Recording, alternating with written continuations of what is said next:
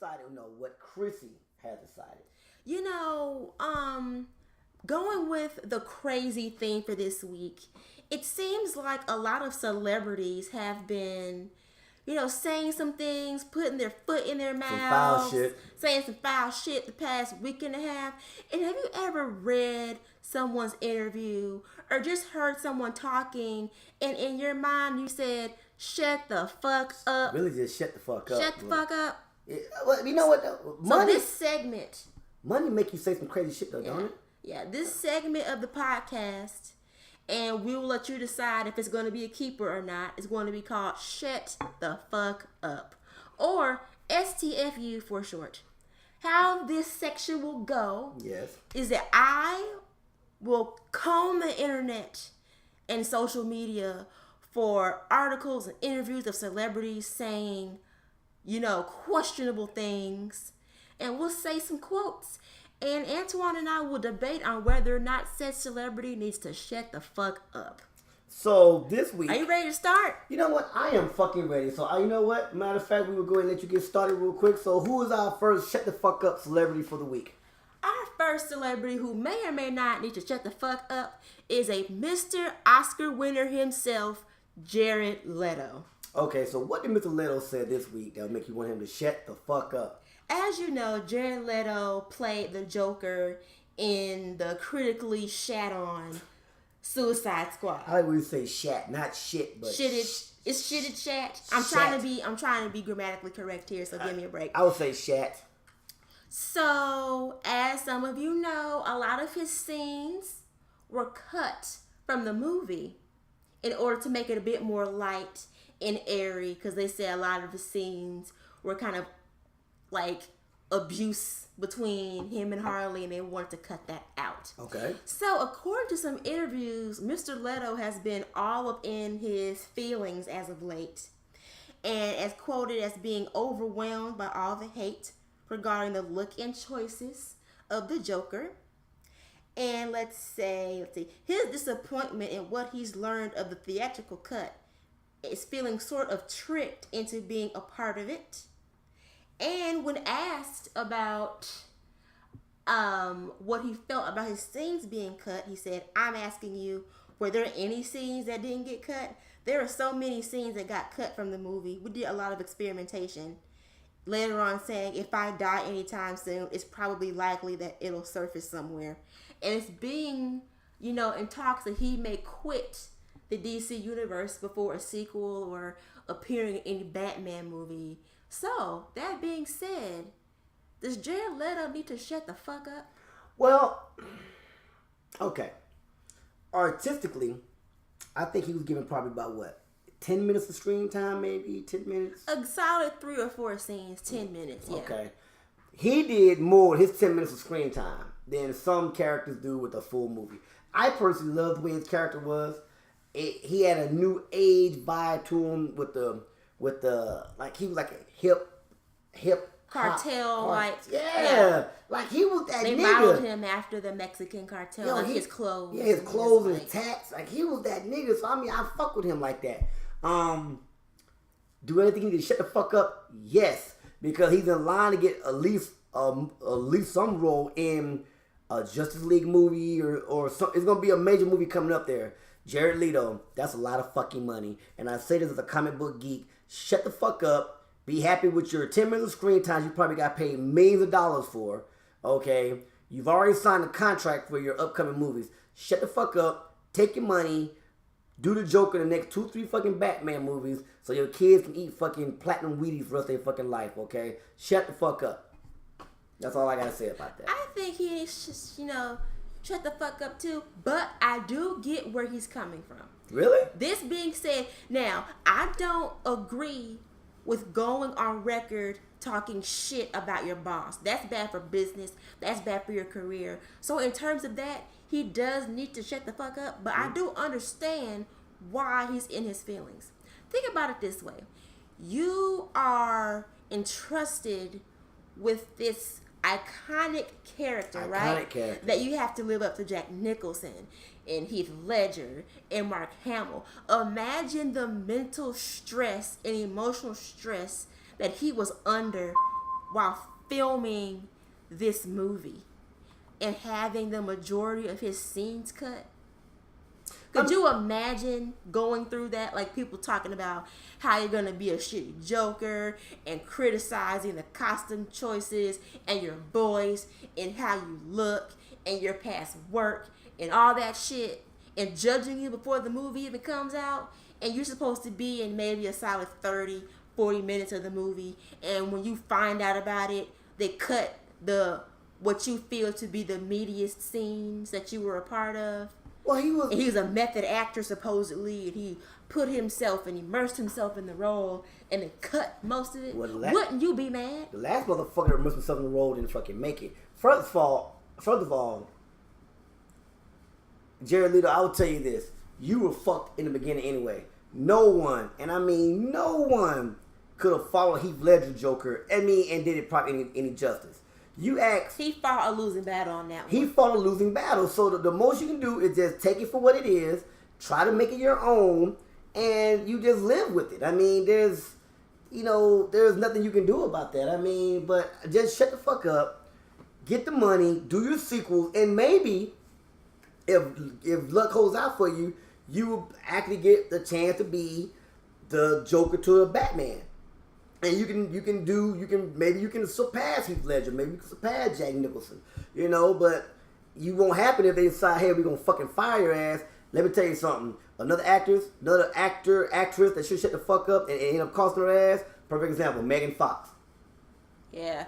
But also, you don't compare anybody to Hitler. I think that was just like that might be one of the poorest choices an actress has ever made ever. Like, I remember reading that quote and reading that article and thinking, she's done. In Hollywood. And she did the Ninja Turtles movies. And I want to say that might be like the most she's done since that whole thing came out. Because they replaced her in the last, 2 Transformers movies? The last 2 Transformers, yeah. And that was her bread and butter for a long time. Well, you don't call probably one of the top action 3 biggest movies, like, was it Spielberg, I want to say? It was Michael Bay. But fuck him, all his movies are terrible. Yeah, I don't like Michael But you don't diss one of the top 3, best son directors in the world and not expect for there to be any fucking... Who was a director of one of the biggest franchises, however flawed they are. Which ones? The last... To be honest, I only liked the first Transformers. I think the other 3 of them were just cash grabs. Like CGI fests and cash grabs. Yeah, they're trying to get money from the kids now and shit, you know what I'm saying? And, Age of Extinction went on for like 45 minutes too long. Yeah, it got to the point where you like... I'm like, what the fuck? End this shit already. God. Well, speaking of ending shit already. Oh my God, it's ending shit already. So, any Twilight fans out there knew that Robert Pattinson and Kristen Stewart were in a relationship. Alleged relationship. And as we all know, Hollywood, Okay, let's circle back real quick. Do you think Twilight would have been successful as well if people were not drawn to the fact that the actors were real life lovers? So let's be real, and I can say this as a former Twihard. When they first came out, I did like the movies, and I was not able to see the movies for what they were until after they were all done. I admit that. I accept that. That's just part of my history and my past. Okay. But looking back from a storytelling perspective and a script perspective, the best movie was marginally average at best. I think the best Twilight movie was the first one. And that marginally. I think all of them fucking sucked. Okay. The first Twilight was like a C- on the Richter scale, and everything else was like a D or an F. Can we agree on that? Did anybody find any of the Twilight movies to be creepier than a motherfucker? Okay, 100-year-old vampires in love with a 70-year-old chick.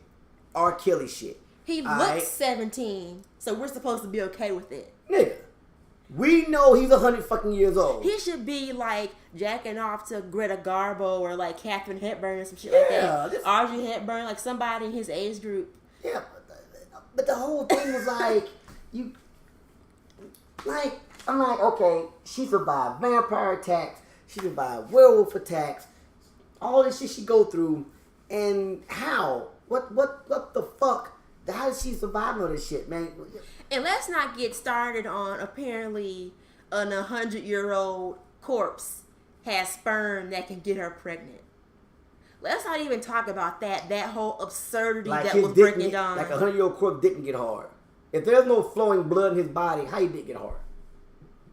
Suspension of belief.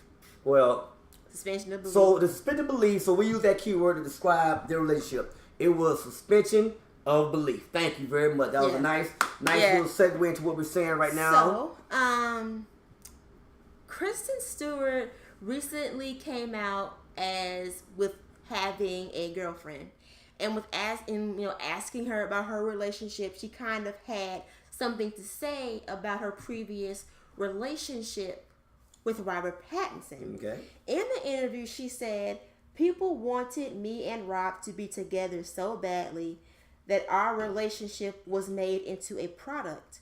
It wasn't real life anymore, and that was gross to me.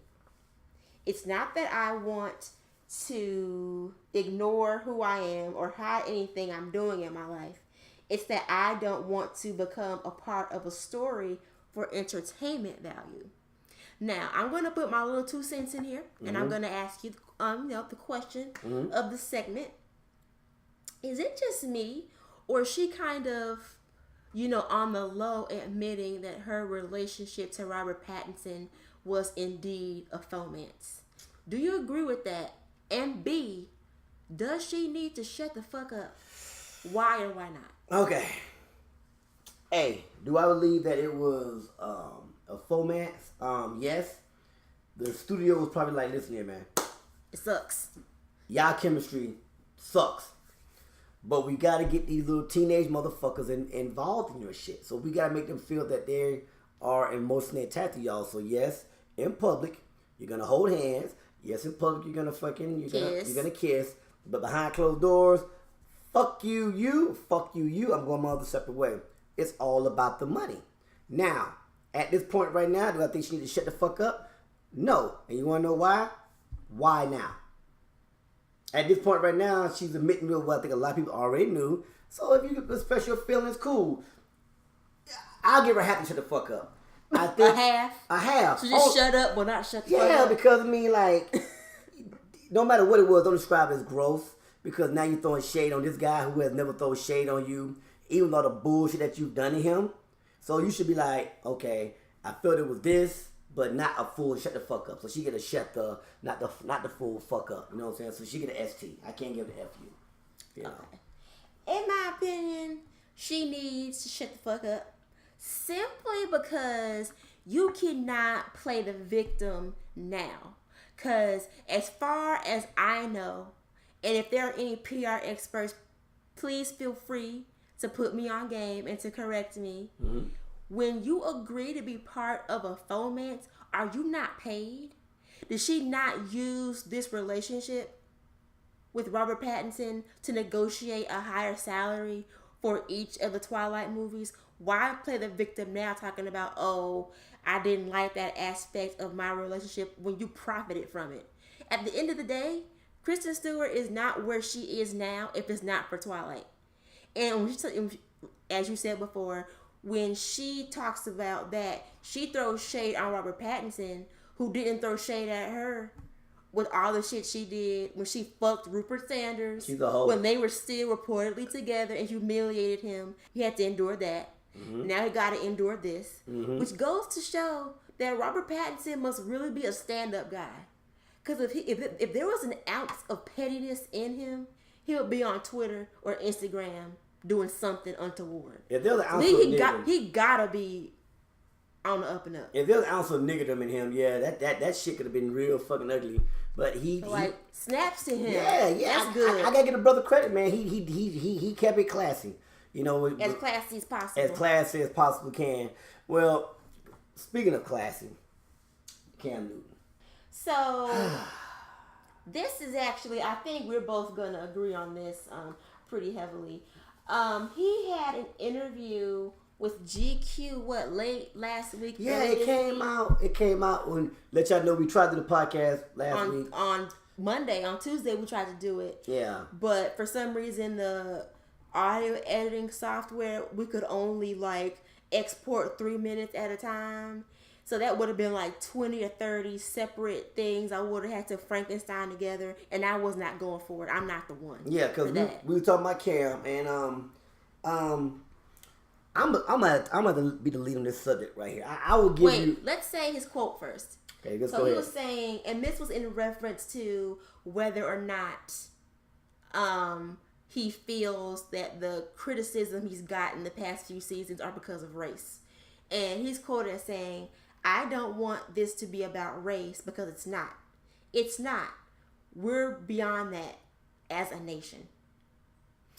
So that being said, Cam Newton, shut the fuck up. If you really think that we're beyond racism as a nation, with all the bullshit we've had in the last 2-3 years, whatever, and we're not gonna do the social economic stuff right now, but just turn the news on. You can see what's going on, nigga. You dabbing had motherfuckers out there talking about picketing. You're a thug. You're fucking. You were whatever was wrong with fucking society, whatever. But over a dance move. But Aaron Rodgers get out there, spike the fucking ball, do the fucking discount double check. Nobody said nothing wrong about that, right? Or the fact that Johnny Manziel out somewhere looking like Gollum, but like a fucking crackhead, and people are rooting for him to get a football job. To get a football job and like to beat whatever, addiction he's going through or whatever. So people are more offended by him dabbing than kids looking up to somebody who's reportedly abused their girlfriend and is on drugs, or somebody who's doing a double check. Reportedly doing dope in the bathroom, shit like that. Cam, where were the think pieces on that shit? That's what I want to know. Well, first of all, Cam is 6'5", 265 pounds. You black man. And a black man. You're not a hard motherfucker to miss, bro. So what I would tell you is, for you being an AT alien that grew up in Atlanta, yeah, you need to shut the fuck up, because you're one arrest away for being straight thug life, bro. And if you don't believe that shit, ask Ray Lewis, ask any other player that has never got in trouble in their life and they had one instance, and that followed them for life. So if I was you, Cam, never have 911 called on you, okay? Because you're not going to dab your way out of that bullshit right there, okay? So I don't know what new dance you're going to pull out this year. You know what I'm saying? Nigga start doing a whip with a nay-nay or some shit like that. You know what I'm saying? I think both the whip and the nay-nay are dead. I want to say they died a slow, agonizing death in 2015. I haven't seen anybody whip or nay-nay all year, and I'm happy to say that. Thank and God. knock on, granted, that's probably not real, but knock on it anyway.